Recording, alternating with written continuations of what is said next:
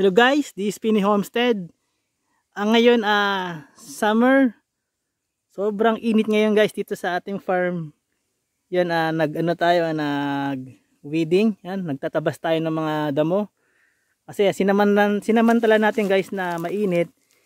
Yung mga damo dito ay kusa lang nalalanta, namamatay.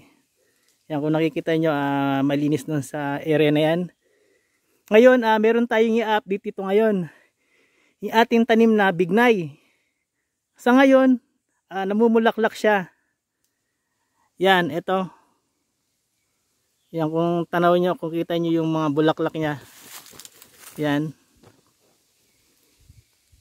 Ito guys, yan.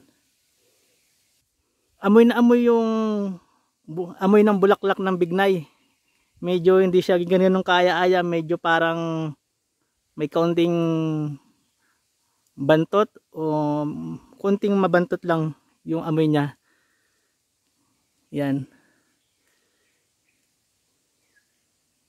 Itong ating tanim na bignay dito is talagang consistent na namumunga.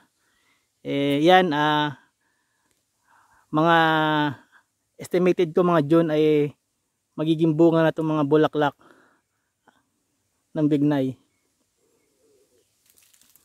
Yan. Yan yung mga bulaklak niya. Dito sa camera parang hindi siya kita, pero kung actual nyo makikita tong puno, ang dami ng bulaklak.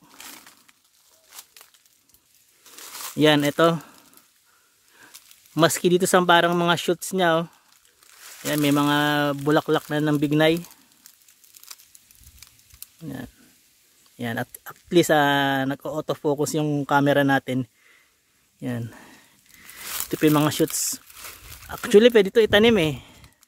Silang paugatan mo muna dito. Yan. Pero itong ating kaysa isang bignay dito, hindi ko pa to na, ito pa lang. Hindi pa nakapagparami ng bignay.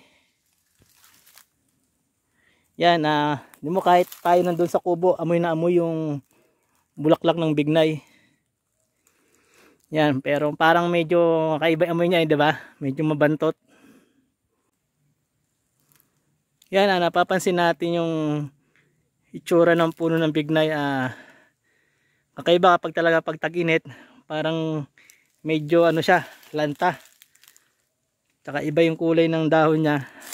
Yan, hindi siya green na green. May pagka dark green. Kasi sobrang init ngayon. Yan, dry na dry. Yan, at least napakita ko sa inyo yung pamumulaklak ng bignay. Yan, pero dito, yan, katulad niyan, update ko kayo.